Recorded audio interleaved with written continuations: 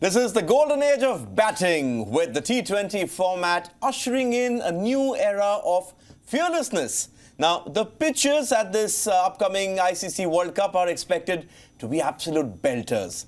And the bowlers are going to have to get used to economy rates between 5 and 7, if not more.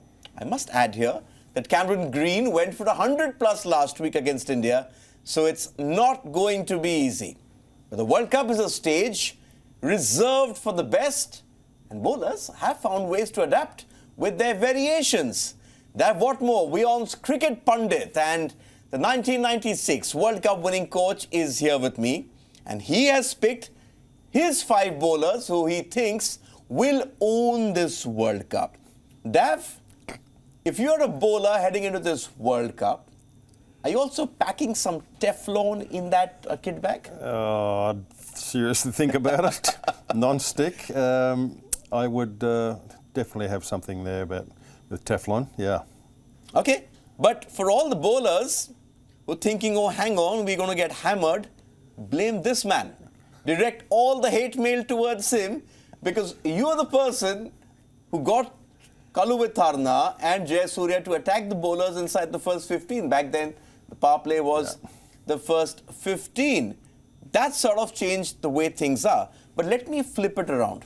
Why don't captains, and there aren't too many who think out of the box, why don't captains instead attack more? Like what we saw Rohit Sharma do against Sri Lanka in that Asia Cup final. The ball's doing something, okay, you're allowed 2 outside, so bring everything in, have 3 slips, have a gully, have a forward short leg, attack. And then put the onus back on the batters. You want to get runs? Go and take on the field. But usually what we see is 1 slip, 3rd man, fine leg, start. Surely. If the conditions, Can you ever think of that? Well, if the conditions are supportive for the fast bowler, and sometimes they are, not often, sometimes they are, then you're justified in putting in the extra slip, maybe a gully, and attacking a bit more. But generally speaking, it's usually on default. 1 slip, maybe a gully, 3rd man, fine leg. If there's an attacking vein with a batsman, fine leg up, square leg down. But generally, it's default. But why don't captains and coaches try this? Because it gives the bowlers a chance, right? It's a new ball. There are 2 new balls. It does. Yeah, you're right. Again, though, it's what captains want, coaches want, is wickets, as well as minimising the runs. So you try and, go halfway a little bit, I guess. But there could be the extra attacking fielder, which really would make the batsman think a little bit more. Very interesting point there, yeah. Okay. You're the coach, not me. Yeah. But I'm just going to bring up some numbers. Before we get into the 5 you've picked, let's look at the leading wicket takers in one-day cricket in 2022 and 2023. And we're only looking at the bowlers who are part of teams who've qualified for this World Cup. Because there's no point discussing Sandeep Lamichhane. Okay, let's look at those numbers here. Okay, so this is 2022 and this is Zampa. They're not in order of 1, 2, 3, 4, 5. They're in various orders. But these are the bowlers who are actually playing this World Cup. There's Adam Zampa, there's Mohammad Siraj, Mehdi Hassan Miraj from Bangladesh, Rashid Khan, Afghanistan. Shardul Thakur is there as well. Okay, let's get to 2023 and then I'm going to slip in a question to Dav. So that's Lamichhane we spoke about, but there's Kuldeep Yadav from India, X Factor, I think. There's Mahesh Theekshana, who is your mystery spinner. There's again Karan from Nepal, but again Mohammad Siraj. Do you spot a pattern there?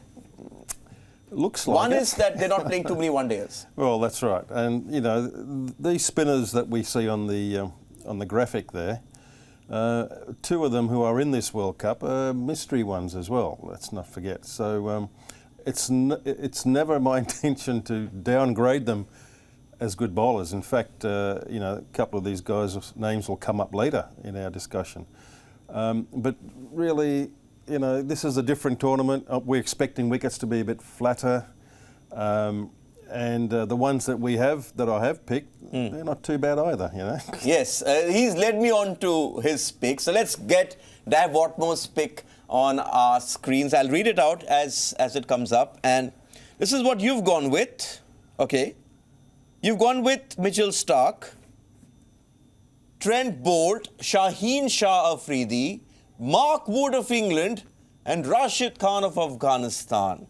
Talk over this. Why have you picked this, and why do you think these are the ones who are going to be topping those wicket charts at the end of the World Cup? Well, I feel that the lefties have a bit of an advantage over the right-arm bowlers, and those three guys are pretty similar. Bolt may not have as the same pace as Afridi and Starc, but still the same mindset. And all three of them like to pitch the ball up with pace and swing it. So when you are a lefty, you have a little advantage because it opens up another little avenue of picking up a wicket. So for that reason, and they've had good success as well. You know, it's not as if I'm just picking lefties. I mean, they're pretty decent bowlers. And the great Wasim Akram would love this, watching this list of yours. Well, I didn't pick it because of Waz. I know him pretty well, but he'd be happy, you're right. Yeah. But Mark Wood, of course, is just serious pace, and he's also a go-to to get a wicket. And Rashid Khan, he will bowl his quota every game. Okay. You know, because we have Dav here, he's won a World Cup. He worked with the great Chaminda Was as well. Let's give him a ball. Let's get a ball in and let's ask him to show why these left-armers he think are going to do very well. I hopefully don't drop the ball. Can you just throw a ball to me? Okay, not bad, right? You hold this. Yeah, I'll hold that. Here we go. Okay. So tell us, Dav, why are the lefties, you think, going to dominate? Is it because there are not too many of them around? Well, that's one of the reasons, but ideally what you are looking for, now let's just make this really simple for people watching. The objective is to have this ball travel towards the target, down the pitch with the seam up. And the way in which you do that, to ensure that happens, you have to have backspin on the ball. So the ball spins backwards. So as it travels, the seam up, it is going to have a chance of doing either something moving in the air or off the wicket. And the angle of your wrist will determine which way the ball will swing. And there are a couple of really good exponents of this swing bowling. So this way, for a right-hand batsman, you're opening up a mode of dismissal as LBW, the ball swinging in and crashing into that front pad. Or you are looking at a bowled option between a little bit of a bat and pad situation. Or if it doesn't swing, then you are going across the right-hander's outside edge with the possible nick to the wicket-keeper, maybe first slip. So that is a really good advantage for lefty. If you're a left-handed batsman, of course, and we saw that yesterday when Dawud Malan nicked one off a left-hander, Mustafizur Rahman, because he was drawn into the shot. He could have left it, but it's easy to say when you're actually batting in the middle, you're more or less drawn to the ball that's coming at you, and then it leaves you outside edge. And if it goes the other way, I always remember Zahir Khan bowling to Graham Smith, did him for a pastime. Ball always came in and he crashed into that front pad, out LBW. So I think the lefties have got an advantage. They must deliver and travel, have the ball travel with a backspin on it to enable that ball to move, either in the air or off the wicket. Well done, well done. Here you go, you can give that ball back to me and I'll toss this back. And in fact, if you want to ask questions to Dav, please feel free. Get on our social media handles, put a question for Dav, use the hashtag WIONCricket or the hashtag AskDav, and we'll have these sort of impromptu coaching sessions here. Okay, so we talked about all the pacers that you've picked, just the one spinner. This is India. Dav, this isn't England. This isn't the World Cup in New Zealand and Australia. Why the one spinner? Well, I just felt the wickets are going to be a bit flatter, and fast bowlers are going to also be operating at the end of the 50 overs, where it's very important to stem the flow of runs by getting a wicket. I think the spinners will be finishing their work by 40th over, maybe the early 40, 41, 42. And the fast bowlers offer an option, a good attacking option to the captain right throughout the 50 overs. But Rashid Khan's an attacking option anytime. Yeah, and that's why you've picked him, right? But he's got not a very good World Cup under his belt. Last time, it wasn't the greatest. He went in with a lot of sort of numbers behind him, and the batters went after him. So he's got a lot to prove as well. He's a proud man. He's improved. Okay. He's improved over 4 years. Okay. Yeah. Okay. I think he's good. Dav's also got an insurance policy in case Rashid gets hit for runs. Dav can always say, I've picked 3 more. We'll get to those 3, and there are some spinners in there as well. But I would have loved to see Henrik Nortje bowl, but it's a shame. 2 World Cups in a row he's had to miss out. But express pace is what you spoke about. That's what Mark Wood gets, right? Yes. Mark Wood is at your throats. In fact, he rattled Australia, and that's one of the turning points for Australia, for England in the Ashes. Nobody likes pace, I can tell you. No batsmen are comfortable with it. And if you have the ability to consistently deliver in an area which is difficult, which he does, it's not a pleasant feeling, no matter how good you are as a batsman. When that's coming at you at over 150 kilometres an hour, it really needs your attention. Irrespective of whatever pitch you're playing on, the flattest of pitches. Absolutely. I mean, when the ball bounces, it does slow up a little bit, but it travels through the air just as quick. Okay. You know, Mitchell Starc isn't express quick, but he's got a record that's incredible at the World Cups. In fact, no bowler, Dav, has actually topped the wicket-taking charts at back-to-back World Cups. Let's bring up numbers of Mitchell Starc. He's what, 21, 22, 23 short of Glenn McGrath's all-time record. On these conditions, you think he'll still be a threat? I think so, yeah. I think he offers the captain plenty of, of reason. Well, there's his numbers up. Yeah, have a look. That's his World Cup record. 18 matches, 49 wickets. There you go. I mean, I think... And when you start taking wickets like that, your economy rate is 4.64. And if you look at his career numbers, they're much higher. And we know that he can swing the ball early too, but I tell you, his Yorkers around the wicket to the right-hander is also pretty handy to have. And just look at this. The economy rate is 5.13 when you look at overall. And wickets to 20. So you take the... pretty good. You take the World Cup numbers out, it's still impressive numbers. Surely. Yep. 6 for 28 is best as well. Yeah, and comes from a family of winners. Yes. His wife's a world beater in her own right. Wicket-keeper batsman, yeah. Yep. Okay.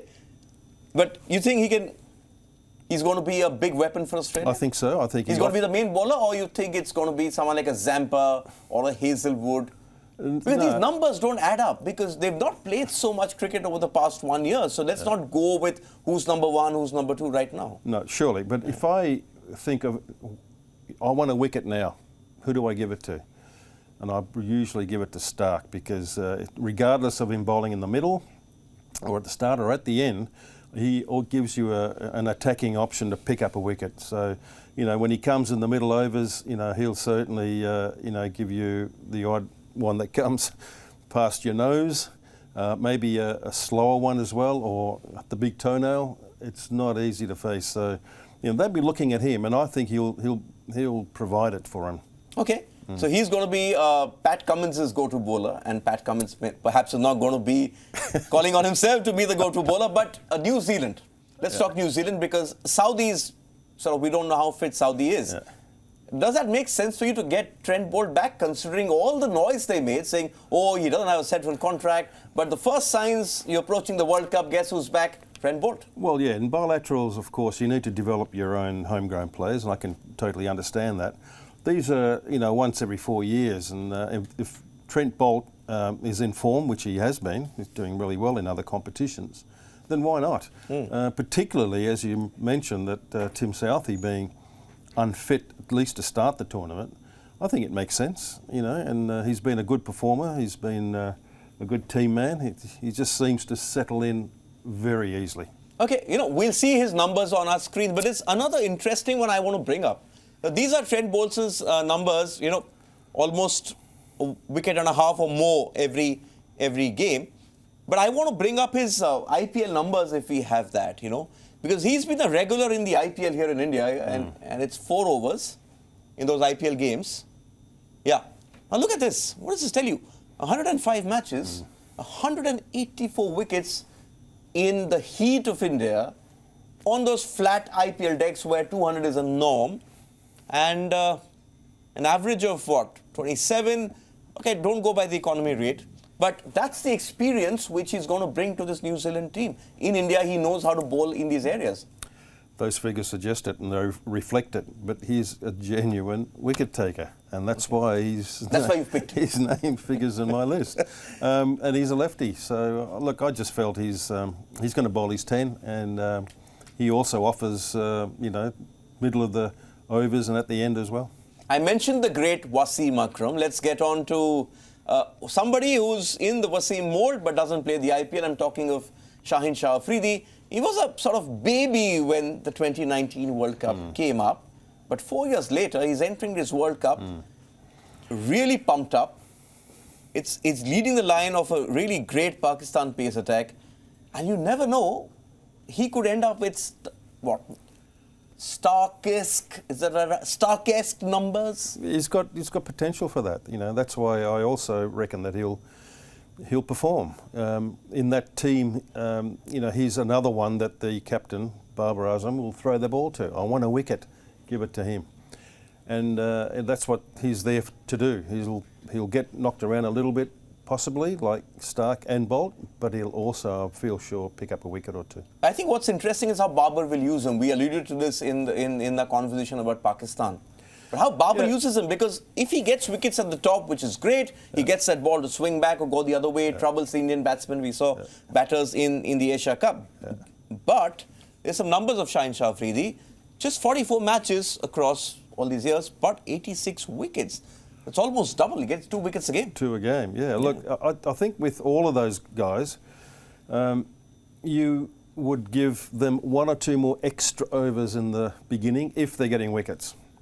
But how you use them especially for Pakistan, where the game does drift a bit. It's important how Babar Azam uses him there. Yeah, not just Babar Azam. Every team that has a good wicket taker will be needed to be used at the right time. So it is, it's important that when he does come on, there's a very good reason why he's come on, and that's usually to pick up a wicket. And when things aren't going right, you go to the person that you trust the most. When things aren't going right, you go to plan B. This is the plan B for Dav Whatmore. These are the 3 bowlers he's picked as his insurance policy.